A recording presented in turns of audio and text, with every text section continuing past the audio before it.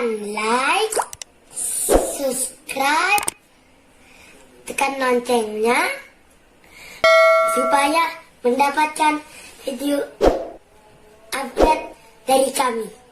Selamat menonton. إنا هديناه السبيل إما شاكرا وإما كفورا إنا أعتدنا للكافرين سلاسل وأغلالا وسعيرا إن الأبرار يشربون من كأس كان مزاجها كافورا عينا يشرب بها عباد الله يفجرونها تفجيرا.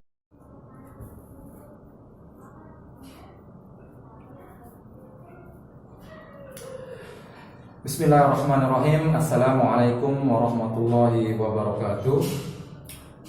Alhamdulillah rabbil alamin, wassalatu wassalamu ala rasrofil anbiya'i wal mursalin wa ala alihi wa sahbihi ajmain, amma ba'd.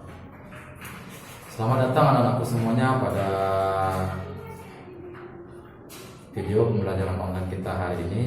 Jadi pada pembelajaran hari ini kita akan lanjutkan materi pendidikan agama Islam dengan materi hal-hal yang diperbolehkan ketika kita sholat.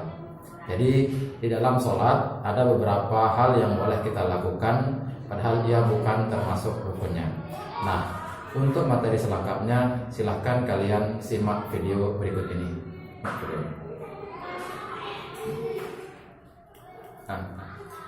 Selamat datang anak-anakku semuanya. Seperti yang sudah dikatakan di awal tadi, pada materi kali ini kita akan lanjutkan materi pendidikan agama Islam dengan materi hal-hal yang diperbolehkan ketika kita sholat. Jadi sebelumnya dalam materi sebelumnya kita sudah mempelajari tentang wajib sholat, kemudian hal-hal yang rukun sholat, kemudian hal-hal yang memakruhkan sholat. Nah, pelajaran selanjutnya adalah hal-hal yang diperbolehkan ketika sholat. Bagaimana yang kita ketahui bahwa di dalam sholat ada beberapa hal yang boleh dan tidak boleh kita lakukan ketika sholat. Nah, pada materi hari ini kita akan mempelajari tentang hal-hal yang diperbolehkan ketika sholat, walaupun itu bukan termasuk dalam rukun, wajib ataupun sunnah sholat. Nah, apa saja hal-hal yang diperbolehkan ketika kita sholat? Yang pertama, membetulkan bacaan imam. Jadi ketika imam salah dalam membaca ayat, kita hendaknya membetulkan bacaan imam yang salah tersebut, atau sekadar mengingatkan ayat yang terlupa. Suatu ketika Rasulullah SAW mengimami sholat berjamaah bersama para sahabat. Ketika membaca surah, ada ayat yang terlupakan oleh beliau. Nah, setelah selesai sholat, beliau bertanya pada Ubay, apakah kamu ikut sholat bersama kami? Ya, jawabnya. Beliau lalu mengatakan, lantas mengapa kamu tidak membetulkan bacaanku? Nah, dari hadis ini Rasulullah SAW menyuruh kita ketika kita sholat untuk membetulkan bacaan imam. Yang kedua, bertasbih bagi laki-laki atau bertepuk tangan bagi wanita. Nah, bertasbih lafaznya subhanallah, bertepuk tangan itu seperti ini adalah salah satu tanda untuk mengingatkan sesuatu ketika kita sedang sholat. Misalnya mengingatkan imam yang lupa jumlah rakaatnya, kemudian lupa gerakannya, sebagaimana yang disabdakan oleh Rasulullah SAW, man nabahu syai'un fi salatihi falyusabbih fa inna mastasfiqu lin-nisa'i. Nah, siapa yang mengalami suatu ketika sholat, misalnya mendapati imam yang lupa, hendaklah ia bertasbih, ataupun bagi perempuan untuk bertepuk tangan. Sahih riwayat Bukhari dan Muslim. Materi yang ketiga yang diperbolehkan ketika kita sholat adalah membunuh ular dan kalajengking. Dan yang keempat, mencegah orang melintas di hadapan kita. Ketika orang mau lewat, hendaknya kita menghalangi mereka yang mau lewatnya. Kemudian yang kelima, memberi isyarat dengan tangan untuk suatu keperluan.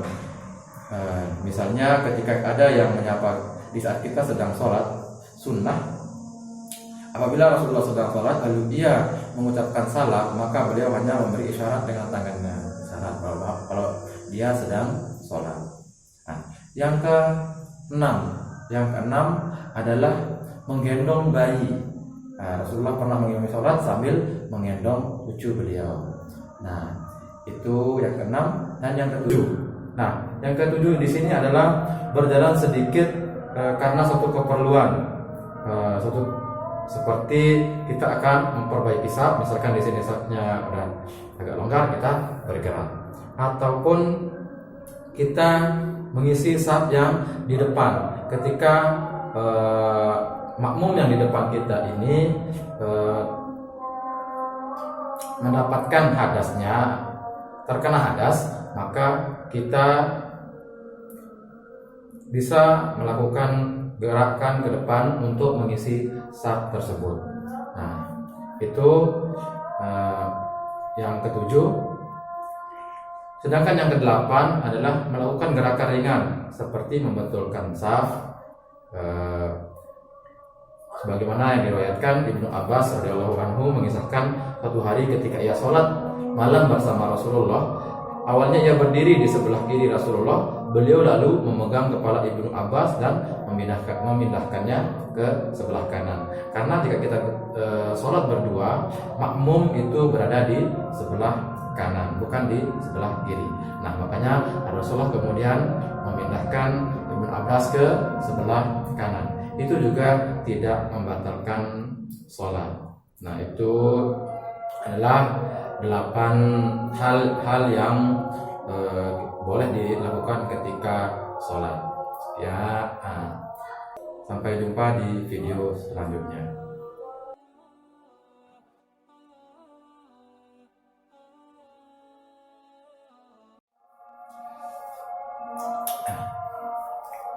Baik anakku semuanya, itu tadi video pembelajaran untuk kali ini pada pelajaran pendidikan agama Islam pada materi hal-hal yang diperbolehkan ketika kita sholat. Sekian video untuk kali ini. Mari kita tutup majelis kita dengan doa kafaratul majelis. Subhanakallahumma wa bihamdika asyhadu an la ilaha illa anta astaghfiruka wa atubu ilaik. Wassalamualaikum warahmatullahi wabarakatuh.